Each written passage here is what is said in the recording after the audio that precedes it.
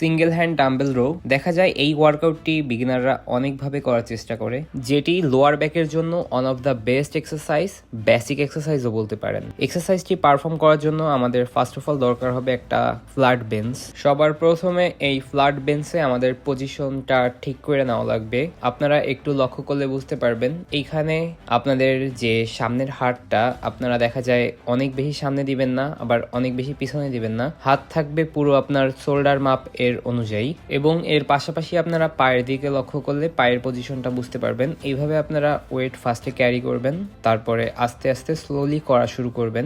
যেইভাবে দেখতেছেন এইভাবে ওয়ার্কআউটটি পারফর্ম করবেন। চেষ্টা করবেন সামনের দিকে লক্ষ্য রেখে, যদি আয়না থাকে আয়নার দিকে লক্ষ্য রেখে প্রত্যেকটা সেট ফিল কইরা ওয়ার্কআউটটি পারফর্ম করার। এই ওয়ার্কআউটটি পারফর্মের সময় ম্যাক্সিমাম যে মিস্টেকটা করে, হেভি ওয়েট নেওয়ার চেষ্টা করে। ডাম্বেল এর গ্রিপ ধরার ক্ষেত্রেও দেখা যায় হয় সামনের দিকে বেশি ধরে, না হলে পিছনের দিকে বেশি ধরে। কিন্তু এমনটা না করে আপনারা একদম মাঝখান থেকে ধরবেন, একদম স্লোলি ওয়ার্কআউটটি পারফর্ম করার চেষ্টা করবেন। মাইন্ড মাসল কানেকশন ওয়ার্কআউটের ভিতরে সবসময় রাখবেন, এবং চেষ্টা করবেন বেশি ওয়েট এর দিকে ফোকাস না করতে।